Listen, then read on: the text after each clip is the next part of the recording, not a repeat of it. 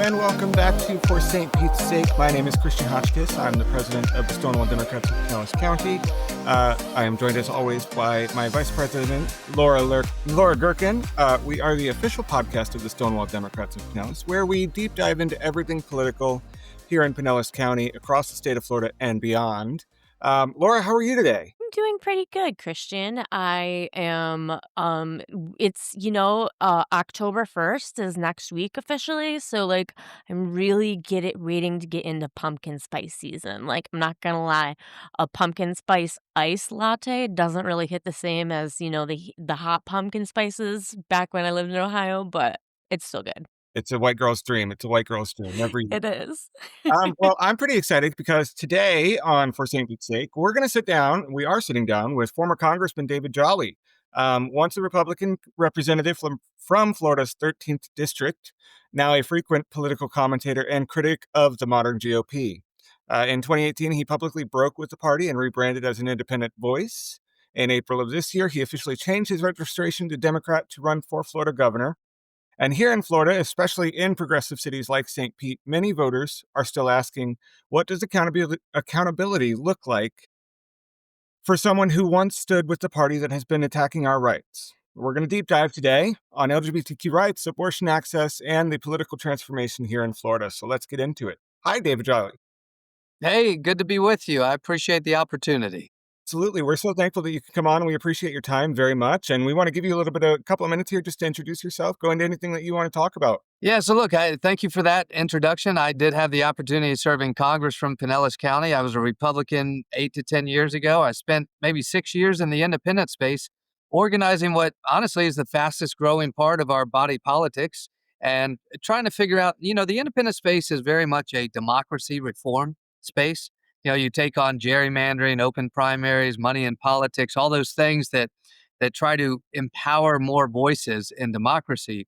And along the way, when I was on TV, I would often say, look, I consider myself part of the Democratic coalition because I think the independent space in the last 10 years, honestly, since Trump, has been allied with the Democratic Party. But I was never a Democrat until recently, earlier this year. And to be honest, I'm open about my journey, right? Mine is a journey of change. I have changed. And where I always say this very respectfully about one of my predecessors, Charlie Crist, he spent 10 years trying to convince us he hadn't changed. I tell people about my change. I think change is important in politics. As I served and started applying some of my ideology to public policy making, I wasn't sure about the outcome.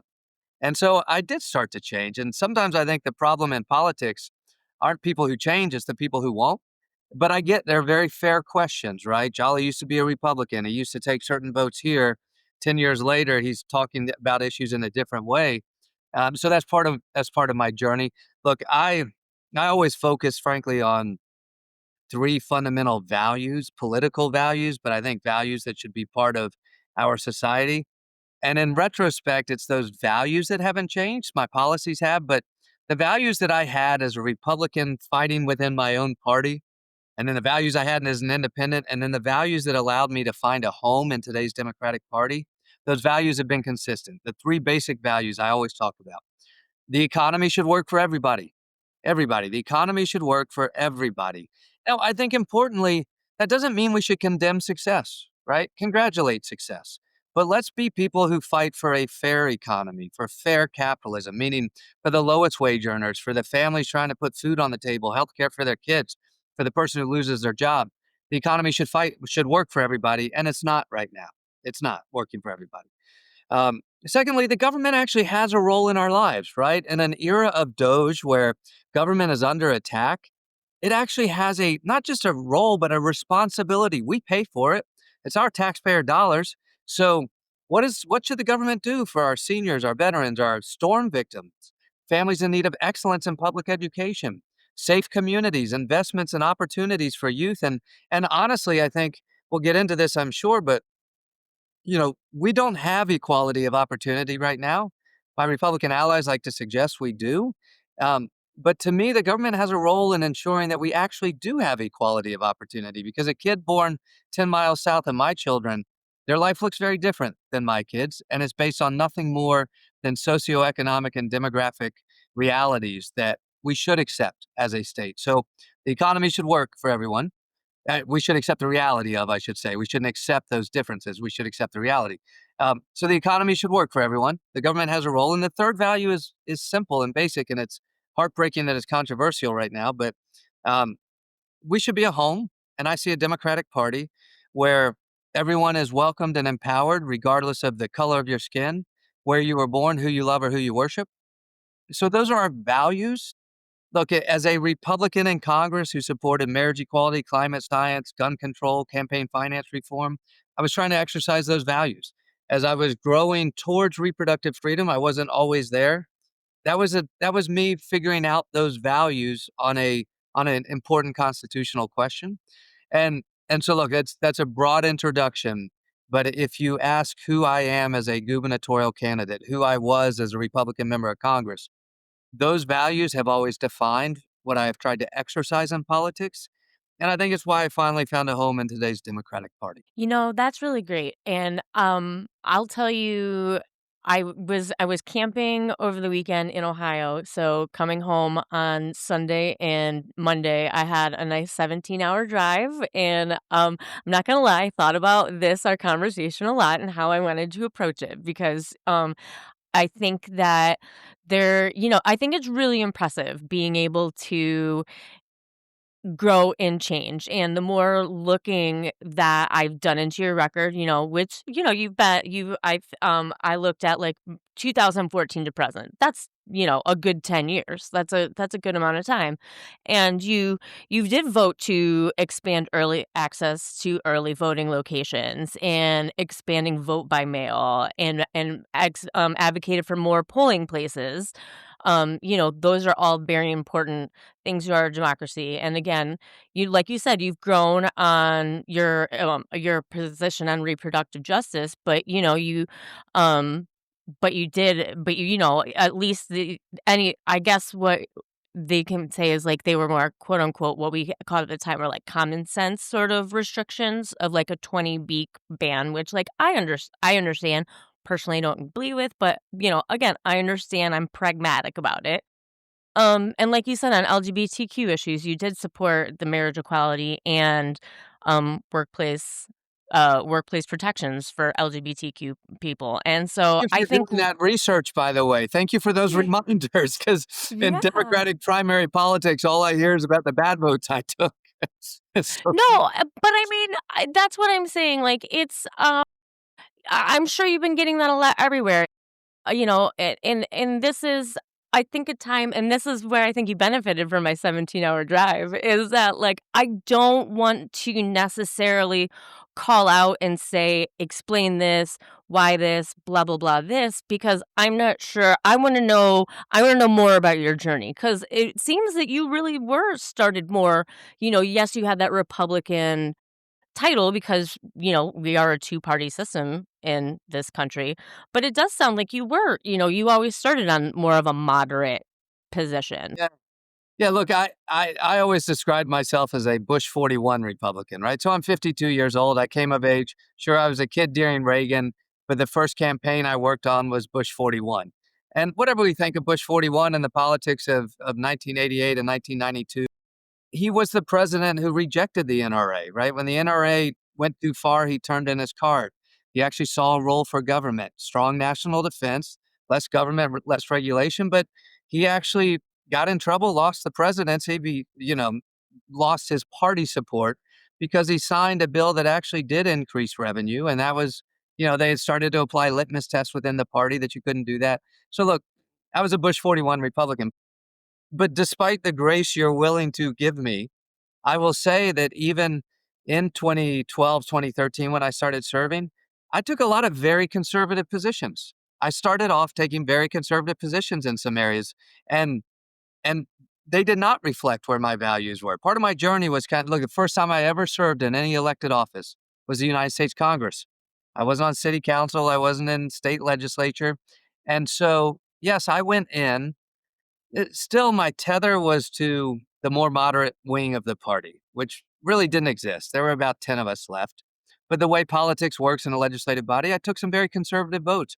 let's stay on reproductive freedom for a while, because my my critics will say Jolly took a lot of super anti-choice, pro-life positions. Yes, I did. I did. And the reason why, what I learned as I started to serve, not when I decided to run for governor this year, but if you start to watch my trend in Congress, I was wrongly applying my faith teachings to a constitutional question.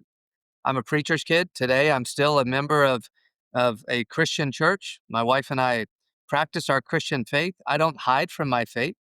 I talk about it because it's part of who I am, but I also say it is not to evangelize. And very importantly, after 8 years of culture wars in Florida, the job as the next governor is to leave my faith at the steps to the state house, not to bring it into the state house. We shouldn't shy away. And as Democrats, we should welcome people of faith. When I saw Kamala Harris do that last summer, I thought, wow, I can actually see myself in this party now. Like, there's a place for me in this party. We should welcome people of faith who believe in the constitutional protections that keep faith out of politics, right? That's kind of the contrast we draw maybe with the other side. But I made mistakes applying my faith to the constitutional question of reproductive freedom.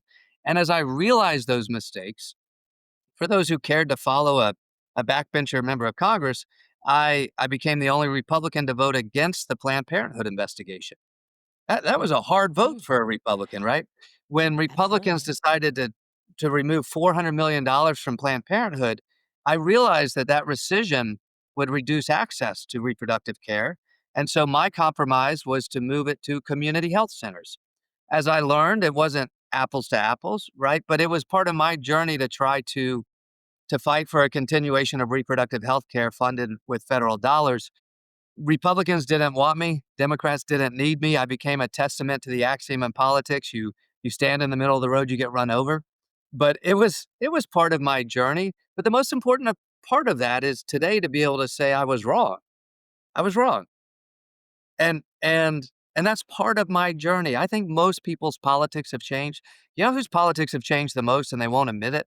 Are my Republican friends, right? The party that Yeah. used to be for fiscal responsibility and less government now wants our governor in your classroom, in your doctor's office, in your bedroom, and they're blowing up deficits and debt in Washington, D.C.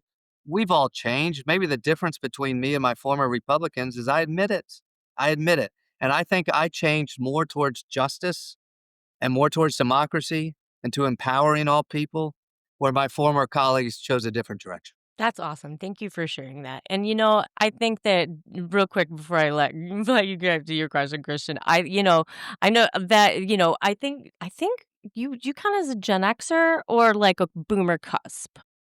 I'm That's a very 52. I don't important. know. You got Yeah. to tell me. I don't know. I'm pretty sure that's Gen X because that's like, Makes sense. I think to me those things matter because, it that just shows there is, it's you can people just think, like, as you get older that that you grow one way or the other, like, Yeah. the trope used to be you become more conservative as you get older, but so I like to see, people that, are different and grow a different way. You know what I think has changed, though? This is very important. I think the attack on individual autonomy and on personal liberties, it's not that we haven't seen it in past eras, but we're in a decade where it's real. It's real. We have a 6-year-old and 4-year-old. I don't know who they're going to choose to love or to worship, but I know based on where life takes them, their future looks very different in the state of Florida. The culture wars have victims. I don't know which side of that culture war my children will end up on. And so I feel a calling to try to protect all kids and all youth and frankly all adults right now from from the culture wars. And look, I mentioned my faith. I'm not intimidated by diversity of love and life and worship. I actually think it's our strength. I want my kids to be exposed to the greatest amount of diversity of love, life, academia, culture, whatever that might be, because it makes them stronger, more capable people, more empathetic to their neighbors, more able to make their own life decisions as they grow and to be able to choose their paths. I'm not intimidated by that. And I say that as a person of Christian faith. I want it. Mhm. I want it because for the faith community, it should make your faith stronger, whatever that faith is for you, right? The basics. I'm not defending Christianity over other faiths. And frankly, the affinity I have with my agnostic and atheist friends who very often are more charitable than people of faith, but the basic values that should hold us together, I want my kids exposed to that. And so, yes, maybe as you age, the trend line has been to become more conservative, but we are in an era where people's basic fundamental protections are under attack. And maybe with age comes a little wisdom, and we need more people who are aging to recognize that and become defenders of Mhm. freedom and liberty in this moment. Awesome. Yeah. Absolutely. But Sorry, let's stay on Christian, this I cut topic. you off. No, you're good. You're good because I want to stay on this topic for a minute. There's several different words for it, and there's different terms for what this movement is. But I like to use the word reproductive freedom because it's all about freedom of body autonomy, right? We say reproductive rights, reproductive justice, reproductive whatever it is. It's reproductive freedom. It's women having the same control over their bodies that men have over their bodies, and that's what we're working towards. So you have described yourself as personally pro-life. You just said it's in your faith and everything like that. Would you support a federal law to codify abortion rights without exceptions like 6-week bans? Yeah, so I support the Roe Casey framework. It was good for 50 years and we should bring it back. I personally supported Amendment 4, and I don't think because it fell short in Florida of the 60% threshold for a constitutional amendment that means the governor shouldn't fight to enact it. Look, if more than 50% of the state supported reproductive freedom, supported recreational marijuana, supported open primaries, I know that's controversial within parties, I get it. But if we are going to say that we are going to fight for the majority of the state, then we need a governor or legislature that says, I don't care about the 60% threshold.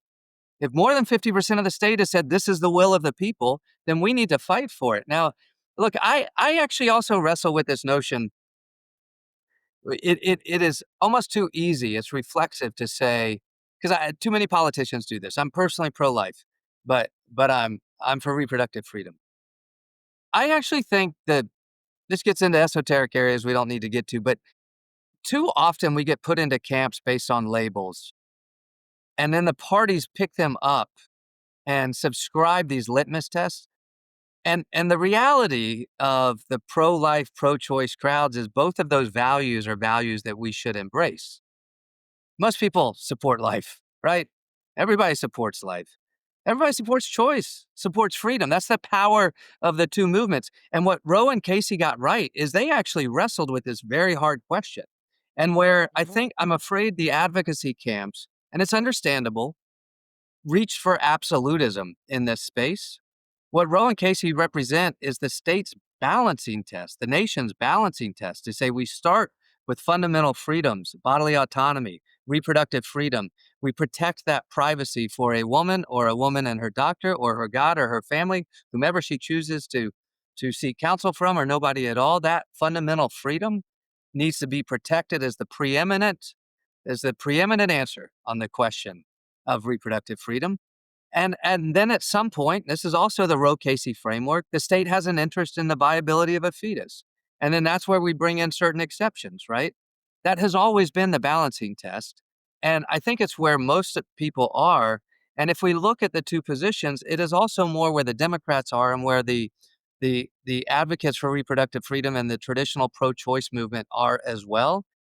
Very few voices in the pro-choice movement are advocating for what Donald Trump calls abortion on demand at 9 months. That's not part of the advocacy program. It is to recognize that when there are critical medical decisions, get the government out of them. That's a fundamental premise, right? But that balancing test of Roe and Casey, Roe v. Wade and Casey v. Planned Parenthood in 1998, it was good enough for 50 years, and it'd be good enough for the next 50 if we can legislate it and bring it back. Thank you. Or- For sure. Yeah, mm, that's one of the things that you had said before that stuck with me is you were talking about everyone having a fair chance, and, and that's something like, that's a word that's always been very important to me too, and one word and what I've actually learned to substitute that with is, equitable. More understanding that fair is like assuming that you are all starting at the same place, the same starting line, and equitable, is coming from the understanding that like some people have more access and resources and whatever. And so you have to like, build that gap up. And, one of those gap areas that especially impact um, LGBTQ youth, trans youth especially, is homelessness and aging out of like foster care and whatnot, and then not, and you're essentially 18, like, here's $20 and have fun figuring it out. So a lot of those gap services have been taken away in the last, 10, 15 year, 15, 20 years here in Florida. Is that something that you would advocate to come back in to like refund and help, help the youth in Yeah, that way? look, budgets reflect priorities. And we know that the culture wars under Ron DeSantis and Republicans in Tallahassee have had victims, real victims. And part of that victimization has been to defund programs for certain communities. Right? I mean, I do think that the reality of white Christian nationalism is a reality we need to recognize and call out for its fail points, starting first that Jesus wasn't white. He was a Middle East Okay. refugee.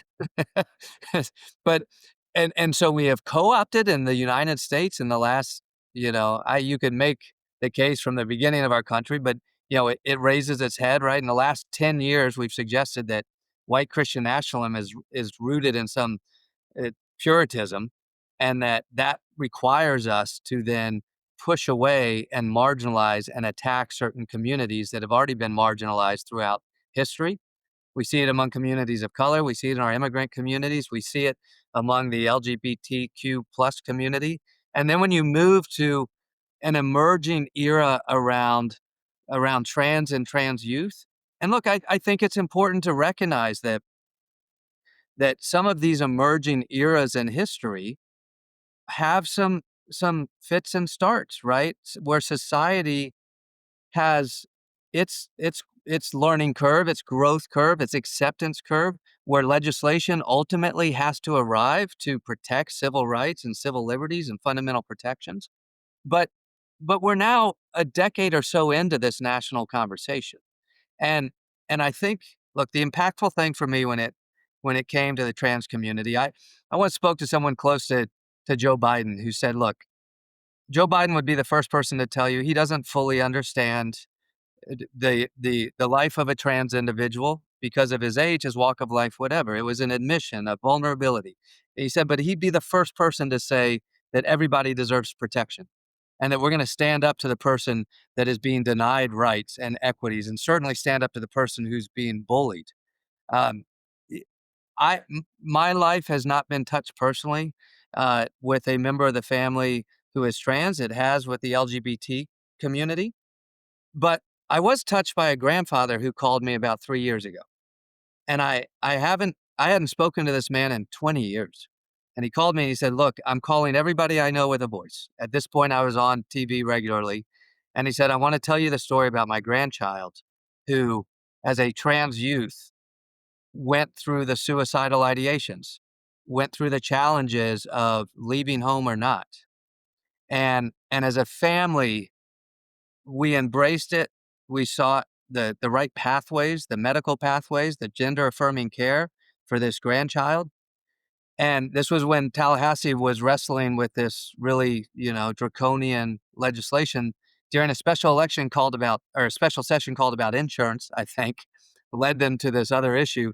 Um, and he said, look, if this legislation passes, the doctor will be arrested for continuing to care for my grandchild. The parents could lose their child could be removed from their home. And the story about this child is they're now on the cusp of being the valedictorian in their class, surrounded by friends with Right. feelings of confidence in their personal identity and who they are and have always been. And if this legislation passes, I don't know what that means for the future of this child. I was I'm a do-it-yourselfer. I was on top of our pool screen cage, rescreening our pool, having this call thinking, am I gonna fall off this screen because it was that empowering for my understanding of what it meant in this moment.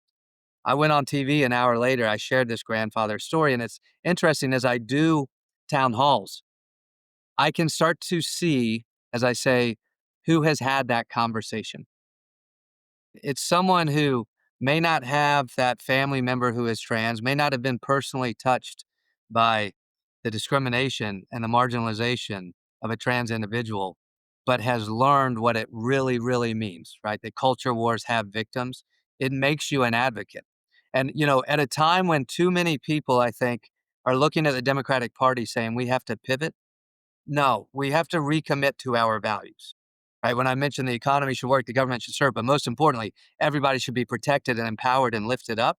That includes everyone. We need to amplify that value into communities, frankly, faith communities, and say the notion of caring for everyone, of lifting everyone up, of ensuring everyone has the same opportunities is a faith teaching if you're a member of the faith community. But if you simply believe in what Jefferson called the natural rights of man, we should all be working towards that end. And it is hard not to see what is happening in our national politics as anything other than an attack on a marginalized community. And look, that's where my politics are. You get me going on some of these topics. I'm not afraid to defend equity. We need more politicians Awesome. willing to do it in this moment. For sure. Yeah. Absolutely. Let's stay on this topic for a minute. I want to do a little bit of a call out, but it's a soft call out, just to get your perspective on it. Back in 2014, you voted on an amendment that allowed discrimination against LGBTQ plus federal contractors. And today, of course, you said that you say you support equality and equity and everything like that. Um, what changed, and why should LGBTQ plus Floridians trust you now? Yeah, no, thank you. I don't recall that exact vote. And so this is not a pivot. This is truly to say when you take thousands of votes, it's not hard to frame a candidate's or an incumbent's votes or positions however you want to. The game is kind of set up that way, to be honest. And I would also say there are a lot of votes that have fail points, right? After the Pulse nightclub, I led the effort to try to solve that particular issue around gun violence. The notion that someone who's not allowed to fly on a plane could buy a gun and it doesn't get caught in the background check. The Democrats' bill didn't include due process. Right. Republicans said, we're not going to go along with it because there's no due process. And honestly, the two sides were fine to play to a tie on that. I hold both parties accountable for not having solved that issue because I introduced a bill that was the Democratic language but included due process. And the Democratic leader said, we're not going to work with you, Jolly, because we're trying to beat you in the next election. And I said, well, then take my name off of it. I will still deliver the 10 votes you need. Make it a Democratic bill, but let's actually solve this issue that resulted in 50 people getting killed at Pulse. And they said no. So I say that the Planned Parenthood example being a perfect one, right? My critics would say my bill that said we're going to move the money from Planned Parenthood to community health centers. I've already heard it this race, right? Jolly wrote the bill to defund Planned Parenthood. That's accurate. The framing is completely wrong. The context is completely wrong. I say that not to disagree with you, Christian. I imagine the reason that vote can be pulled and looks like that is for some issue that is separate from defending equality. I think it probably is on a separate constitutional or legal question that I would have taken that vote. I think the way I would answer that with an assurance is as a Republican in the 2014 Congress who supported marriage equality, there were only three of us. It was Ross Layton and myself and Fred Upton from Michigan. I was a leader among Republicans fighting for the LGBTQ plus community. We could pull different votes that would challenge that in a singular narrative, but I assure you, in the broad narrative, I have always been an ally.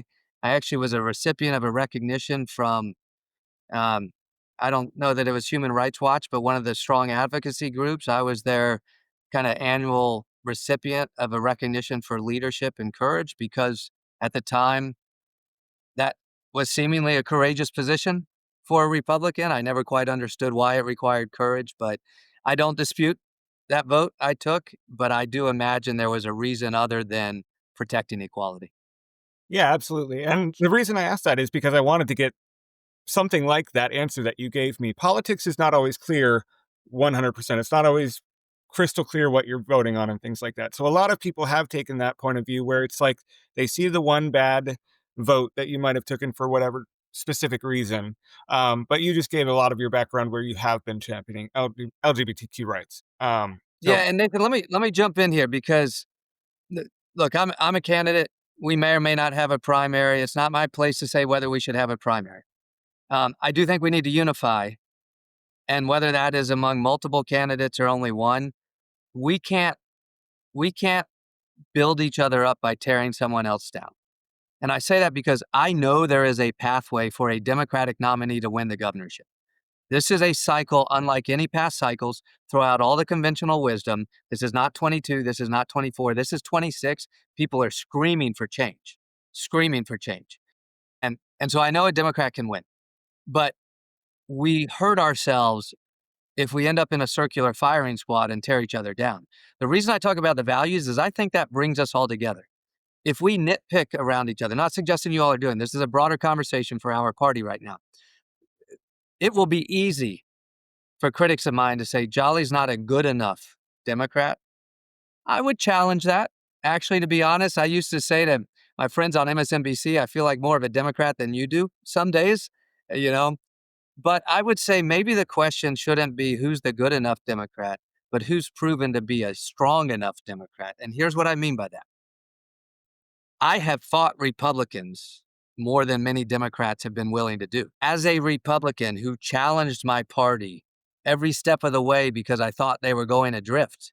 And then when Donald Trump emerged, I actually took on Donald Trump. I was the only Republican member of Congress in that 16 cycle who called on him to drop out of the race, did it from the House floor, never came around, never supported him, spent 10 years on TV saying we're going in the wrong direction. I don't buy the litmus test around who's a good enough Democrat. I think the fairer question is who has proven the ability to fight Republicans?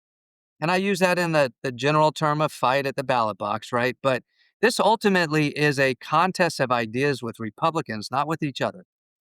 And if I have an opportunity to emerge into leadership of this party as the nominee, what I want us to focus in on is this is not a fight against each other. This is a contrast of our vision with the person that Republicans will put up. And on that contrast, we will win every time. If we fight each other, we're going to lose every time. And it's one of the real concerns I have right now. Okay. And that's true. And so let's talk about some of the things that, are definitely for sure within the purview of the governorship that our current governor has done that maybe you'd want to reverse. Like, can we get some fluoride back in the water, perhaps? You know what I want to do? What I love about being a Democrat is we accept science and math and data and public health and vaccines. I actually get excited thinking about bringing back subject matter experts into places of leadership. On day one, we fire the Surgeon General. We replace somebody who understands public health. We bring into our water district boards and our public service commission that regulates utilities, people who believe in clean air and clean water and climate science. We actually adopt climate science as a fact in the state of Florida. We fire as many of the state university system officials that DeSantis has put into place that we can. We bring back somebody who understands academics and diversity and excellence in education and growing institutions. Um, there is so much that needs to be done, and it also reflects, though, my view of leadership in politics, business, and life. The best leaders lead shoulder to shoulder, surround themselves with people who know more sometimes, oftentimes, than the governor or the principal knows, right? No governor has all the answers. Our current governor thinks he does. I don't. I don't. I have a vision of where we need to go based on our values. I have a fairly good policy understanding after 30 years in politics. I'm a bit of a wonk. There are places I want to go to attack the affordability crisis, to redo our energy and utility structure that brings in clean air and clean water, that gives first-time property tax relief for first-time home buyers, that invests for 10 years in public education, that dramatically reforms our current choice program when it comes to education. I know where we want to go. No single candidate does that. We do that by being brave enough and courageous enough to bring in people who are smarter than I am. to say, I want the brightest minds across the state of Florida who believe in science and data and math and public health to lead our state institutions. And my job is to help build that coalition. As the candidate and the governor, I'm just one small cog in that wheel. I actually get excited. I know this is kind of wonky and geeky. I get excited about bringing back subject matter expertise into places where we need it. No, that's perfect. I mean, as the nerd that is looking, moved to Florida looking to get hired by government to be employ my nerdy experience, like I love to hear that. So again, I guess the other little other question, no sticky fingers in Medicaid either, right? We're good on that. None of that'll be involved. We should expand Medicaid. We're one of only 10 states that Thank hasn't you. expanded Medicaid. I also think in this environment where Medicaid is being drawn back, we may need to move to a place of discretionary budget grants for what are emerging as rural health deserts across the state of Florida. Look, Medicaid, I can tell you what's going on. It is a generational misunderstanding of Medicaid now, in addition to just an ideological attack on healthcare. Depending on your age, Medicaid meant something different, right? When I was growing up in rural Pasco County, Medicaid was basically the provider at the public health clinic, and it was the single place in the county where families without means went. What emerged as honestly our policymakers just screwed up healthcare writ large, and as healthcare got away with too much and became too expensive, Medicaid grew into a provider or, a coverage for more and more families. Medicaid covers 40% of childbirth care and postpartum care, of early childhood care. Medicaid provides for virtually, I won't say all, but the largest amount of our essentially end of life care, right? Skilled nursing facilities, residential skilled nursing facilities, residential care and memory centers. And Medicaid provides for that family of four with two children who can't afford healthcare. Medicaid also provides for our families with individuals on the with IDD, the intellectual and developmental disabilities. Under Jeb Bush, he got the wait list for services through what is the Medicaid waiver program, give or take, for the last 20 years. He got the wait list for services to zero because he made a commitment. Jeb Bush made a commitment to this community, one of the most overlooked communities in the country, that we're going to ensure services are provided. That wait list now is over 15 years for many people, over 20 years. The way you come off that wait list is to present a crisis. So the 52-year-old man with Downs, who is now suffering from Alzheimer's because it disproportionately impacts the Downs community, who needs services. And by the way, the aging parent will likely leave the earth before that adult child does. What are we doing as a state to provide for that individual? That safety net is eroding. So look, there's a whole basket of goods when it comes to healthcare and services for those in need of healthcare and healthcare adjacent services. Florida has decided not to do it. And I just think that's wrong, right? That's a contrast of Mhm. values with the other side of the aisle. Absolutely. Um, let's talk real quick about the authoritarian style leadership we currently have, because it's not only across the country, it's also directly here in our state. And it seems like Florida is the first stop on this authoritarian train because it started here in Florida and it's happening in Texas and it's you know things like that. So what's your message to people who are afraid of where the country's going and where the state of Florida is going, and how do you feel like you can change and reverse that with a super Direct majority that we have? democracy, yeah, democracy has come under attack. The rule of law has come under attack.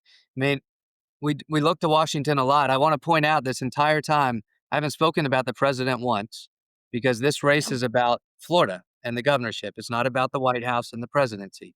There will be other races to litigate that. But unfortunately, to your point, Christian, in Florida, we replicate and at times we're the test bed for some of these challenges, right? Our governor wants to be the governor that eliminates any race-based considerations for how district lines are drawn. He wants race-neutral lines because that allows us to actually further quiet communities of color. He wants fully to be able to politically draw lines. Understand the contrast here, right? The elimination of race-based lines sounds okay, maybe I buy into that. We're a meritocracy and so forth. But it does not work when what you're actually proposing is completely politically gerrymandered lines, because you're using that to quiet the voices of communities of color. That's an attack. Gerrymandering is an attack. The reduction in access points for voting is an attack on democracy for people, because he knows fewer people will be able to exercise their franchise and their suffrage. The the restrictions on amending the Constitution are an attack on that democracy. We talk about the rule of law under attack in Washington. Guess what happened when the governor and first lady, using the terms of a Republican legislative committee, apparently broke the law by stealing $10 million from the Medicaid program? That goes away because he appointed his chief of staff as attorney general, and nobody's going to investigate those charges at the state level or the federal level, because the rule of law only applies to Democrats in this administration. The attack on home rule, right? So in Key West, voters voted to keep the large cruise ships out to protect the environment and density concern. Mhm. Voters voted for that in Key West, and DeSantis and Republicans said, we're not going to let you do that. You know why? Because DeSantis turned around and took $1 million check from the cruise lines. Um, in Sarasota, they voted for open primaries, I think, or ranked choice voting, one of the Democrat electoral reform measures, just for their municipal elections. Um, DeSantis and Republicans overruled it, an attack on home rule, direct democracy. If it's in St. Pete because it's plastic bags, or if it's in Polk County where people are fighting for rent control, this governor will overrule the will of the people if it is a blue community and he disagrees Mhm. with their local priorities, but he'll let it go wild in the red communities. That's all an attack. And so I say all that because the answers then present themselves pretty easily. We have to undo and unpack all of that he's been doing. I actually think we need independent redistricting commissions. Now, I would say right now, blue states should fight fire with fire. Democracy's under attack. Respond as Gavin Newsom did. But the end goal for us should be independent redistricting commissions or an improvement of fair districts. We should expand voting access. Voting should be as easy and accessible as it can be secure, and it is secure. Right now, we trade billions or trillions of dollars on cell phones every day without fail points. There are a lot of ways we could expand the vote. We should go back to local control. If a local community wants something, let them do it if that's how they choose. I met with a group of Democratic Socialists in St. Pete recently, not all of them, but a fair contingency within the group. And they were asking about whether or not I would support rent control as governor. And I said, look, as governor, I don't think that's a state policy. And I said, I would not do that, right? I was honest. I would not do that. And I said, but in local communities, in the city of St. Pete or Lakeland or somewhere else, if voters determine to apply rent control to certain places, if that's a local decision, Ron DeSantis would attack home rule and say, no, my job is what I used to think the Republican Party believed in. Decisions closest to the people are the right ones and the most important. The governor should stay out of those places. Look, local control, democracy, that people's franchise and suffrage has been under attack for a long time. We've got a lot to undo, and I would commit to doing it. Absolutely. And especially when you talk about gerrymandering and redistricting, Pinellas seems to be a hotbed every 10 years, or a contested area every 10 years, because St. Pete is very liberal, but the rest of Pinellas County is very, I would say, very purple, very independent. Purpley. Not Yeah. fully red, but very purple. Yeah. And we've seen it after the 2020 census where they took St. Pete out of Pinellas County, just specifically St. Pete, and put it over with Hillsborough and left the rest of Pinellas County to be its own district. So when it comes to redistricting specifically, we do have a major problem of that right here in Pinellas County that we need to address. That's a part of the story of my political career. I got redistricted, I think, 3 times in 3 years when I was in Congress, right? I got elected. It was a 50-50 district. President Obama won it twice, and I won it twice. And I think more districts should be like that. But then Mhm. fair districts passes, and it dramatically changed the congressional district I was in. We picked up about 100,000 voters of color in South St. Pete, and I became the most vulnerable member of Congress, right? And now I didn't walk away from it. I spent time in the community, and where I think Rick Scott got maybe 4% in those precincts. As a Republican, I got 15 or 16 points in those precincts because I led with my values to try to build a coalition. But that was the election cycle then that Charlie Crist came in, because it was the most unwinnable seat for a Republican then that year. And and what happened though is Charlie served for 6 years, and then that district changed again, and the gerrymanderers got away with removing that part of South Pinellas, kicking it back over to Tampa, and then we ended up with Luna. And it's interesting. Look, I mean, this is my personal journey. It's a little more personal to me than others. It is funny to see the armchair quarterbacking among politicians about how the Pinellas seat has switched between politicians. It hasn't switched between politicians, its lines have shifted. And as the lines shift, you create opportunities. And what Republicans have figured out is rather than change our unpopular positions, we're just going to change the lines. And that's how we're going to protect our majority. The end of the day, as I mentioned, fight fire with fire for the blue states. But we've got to get to a point of independent redistricting, more electoral reforms that ultimately give voice to people. And I would say to to Democrats writ large, myself included, we shouldn't be afraid to embrace the independent voter. Look, when I was trying to organize the independent space, James Carville used to say, Jolly, you're just taking votes from Democrats. And I would say, James, these votes are available to Democrats. I spent 6 years as an independent in Pinellas County. And I'm a super voter, right? The way we categorize, like I never missed an election. And I never once received outreach from either major party. Mhm. They overlook the independent vote. If you're not one of us, we don't care. That's an opportunity for us as Democrats. The reason I talk about our values is I think it unites Democrats, but it's bigger than our party. I spoke to about 200 Republicans in Sarasota today. Not all Republicans, but a heavily Republican crowd. And I could tell in that audience, I spoke about values that are incontrovertible. You tell Mhm. me why the economy shouldn't work for everybody. You tell me why government shouldn't provide excellence in public education or respond to storm victims. You tell me why everybody shouldn't be welcome. Those values are Democratic values. It's why I found my home in the Democratic Party. But boy, we should be shouting those values to communities bigger than our party. And if we don't, we lose. We lose. Math is math. There are not enough Democratic voters in the state of Florida to elect a Democratic governor. But if we can take our democratic values to a broader audience, we win. And we shouldn't be afraid to do that. Absolutely. One last question for you before we get into our final segment of our shutdown or shout out series.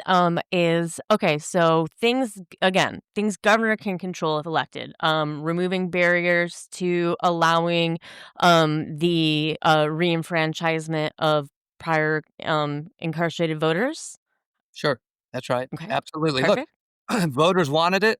Republicans made sure it wasn't going to happen when they passed the implementing legislation. What Republicans did was wrong. Perfect. Okay. And then also helping to do what we can to maybe move forward getting ranked choice voting in the state. I I support the whole basket of goods of electoral Gotcha. reform. One of the things Alaska did was they went to open primaries, which is really just allowing all voters to meet on the same day that all candidates appear. And then they used ranked choice voting. Well, and then their open primary system produced the top four. The top four go to November, and then they used ranked choice voting. This is where, look, my Republican predecessor, Bill Young, um, was a true legislator. Now, listen, he came of age in the 60s, right? His record on a lot of issues today is far out of touch. But he was someone who was considered a moderate and a legislator and so forth. And he's the one that taught me when Republicans in Tallahassee were trying to gerrymander away South St. Pete, he would say, we need to be able to win South St. Pete. We shouldn't be afraid of South St. Pete. We should be able to win South St. Pete. Let's figure out as a party where the disconnect is. And so I just embrace that ethos as well. I understand the arguments against some of these electoral reforms, ranked choice voting, open primaries. I know a lot of Democrats and Republicans have strong feelings about it, right? It's our party. You should be a part of our party to determine our destination. That's a very convincing argument. But somewhere in here, doubling down on a minority of Florida voters while ignoring the group that could make us a majority, it just doesn't make math sense. And I would argue there's a little bit of a moral wrong in there as well. Like, Yep. we should be a party. Here's the difference between me and Byron Donalds. Byron Donalds wants to get elected governor so he can represent the people who vote for him. I want to get elected governor so I can represent everybody. Now, I think if we start with culture wars, that means everybody that has been left behind and marginalized over the last 8 years. But we should be a Democratic Party, doesn't dilute our values, but say, we are going to bring everybody along. Because when we win on those values, we give reason for the independent and Republican voter to reconsider whether or not they want to be a part of the Democratic Party. I'm afraid if we just focus on voter registration, we need more Democratic registered voters. We're not going to switch voter registrations if we don't change hearts and minds. We got to change hearts and minds, and then the voter registrations will come. Part of the way we do that is we reach out to that independent and Republican voter and say, we want you to be a part of this coalition. Awesome. Thanks. Absolutely. So I think that's all the questions we had for right now. It's been a great conversation so far. I know that we could come up with a million more questions and keep you here for several more hours, but we won't do that to you. Instead, we want to invite you back later on down the road. Let's do So it. we'll work with you. We'll work with your team. We want to have you back for sure. But before we Let's let do you it. go, we do have a segment called Shout Out or Shut Down, which is where all three of us can shout out something positive or shut down something negative that's happening in St. Pete, Pinellas County, uh, Florida, or across the United States or world, wherever you want to go. So I have a shutdown. Laura, what do you have? I've got a shout out. You've got a shout out. David, do you have a shutdown or shout out? I got both. It's two sides of the same coin, but I'll go last. Okay, that sounds perfect. All right, so we'll Do you start want to on a go? positive note. Yeah, I'll start. Yep. I'll start and then we'll do Christian and then we'll end up with David. Okay, so my shout out is to this is gonna be really weird, but it's fine. I'm shouting out the little tiny city of Thornville, Ohio, which is where I was at my camping EDM festival this past week for it's called Lost Lands. There's I don't even know. I think there was at least 20,000 people there, if there were not more, between camping and people flying in and staying in hotels in Columbus. And we are just a bunch of weirdos that go to these EDM festivals. So they tolerate us, they love us, they give us, they help with make our food and give us lots of ice and water. And I just want to appreciate the town of Thornville, Ohio for letting the Wooks take over for a week. Thank you so much. All right. Perfect. Well, I do have a shutdown, like I said, and it's really important, I think, and it's going to be a call to action to our viewers and listeners. I got to shut down the attack that we're seeing on our First Amendment rights, freedom of speech, and what our Attorney General is now calling the difference between freedom of speech and hate speech. There's no difference. It's the same thing. Hate speech is protected under free speech. We get haters all the time. We get people that come in and don't like us and say whatever they want. I am guilty of saying things about people that I don't like. It's free speech for a reason. So when we see a president and an attorney general challenging that and saying that hate speech they're going to go after for anybody, and then you see these large corporations like ABC and Disney turn around and cancel shows just like they did with Stephen Colbert, and then what they did with Jimmy Kimmel, where they suspended him. And they're attacking the media first and foremost. So I want to shut down that because we need to pay attention um, with what they're doing on the free speech side of things and why they're doing it, because they're trying to control the narrative. They're trying to have a um, state-run media. So we need to pay attention to that. Very good. Yep. Yep. So Christian, I'm gonna pick up where you left off because that's exactly where I was going. I think the Awesome. shutdown is we all agree, everyone agrees, we should shut down violence, political violence, and we've got to shut down hate as well. We should shut down hate. We should condemn hate, hateful words, while protected. We don't need hateful words in our politics. It's not helpful. And and I think the lessons of the last 2 weeks have shown us that we need to do better shutting down violence, but we also need to call out speech that is hateful when it is hateful. It's protected. Yeah. But the shout out then, as part of doing that, is to free speech itself. Free speech is protected. And even if people want to call it hate speech, you're right. Charlie Kirk's speech was protected. And the greatest way that his allies and supporters and my friends on the right could honor his legacy is to recognize the protections that are due right now to those with voices of concerns and criticism, voices of dissent. If you support and accept the narrative that has been displayed on behalf of Mr. Kirk, then the right way to honor his legacy is to celebrate and invite into the public arena the voices of dissent and the voices who express concern about his legacy and his words. That's the embrace. And to be honest, it has been interesting to see the coalition of people that get that. Joe Rogan, Ted Cruz, Jimmy Yeah. Kimmel. Democrats and Republicans alike understand everything we just talked about. We should all condemn speech. We should condemn hate. But we should also recognize that all speech is protected, and even speech that some consider hateful has to be protected. But certainly voices of dissent, voices that challenge the regime, voices that challenge government, most importantly have to be protected, because that is the foundation of who we are as a society. When we lose that, we lose a lot more than just a political battle that I'm afraid my friends on the right think that this has become. Precisely. Absolutely. Thank you for taking that and running with it, because you said everything that I wanted to say just much more clearly. So thank you for that. Thank you again for joining us. This has been great. Again, we want to have you back later on down the line. So we're going to work with you. We're going to get in touch. We'd love to have you It's back. great. And our viewers, I'm sure, would love to hear from you again. So thank you again for being here. Hey, wonderful to be with you. Thank you. Yes, thank you so much, David, for joining us. And I'm just like stalling for a second here to look at my calendar, because if people enjoyed this conversation with David and you want to hear more from him, you could join us at the Stonewall Pinellas monthly meeting on Thursday, October 16th, where I believe he'll be joining us then as well. So if you want to hear more and you want to ask David some of your own questions, feel free to mark that down on your calendar. Alrighty, That's right. well, and so that's all we've got for tonight. Please remember, listeners, to like us and follow us on Facebook, Instagram, TikTok, and YouTube. We're at For St. Pete's Sake. Subscribe to our podcast wherever you catch new podcasts. And if you could leave us a rate and review, that helps us promote on the algorithm as well. We'll be back next week with more stories from the people doing the hard work to make our community better. Until next time, for St. Pete's sake, keep pushing for change.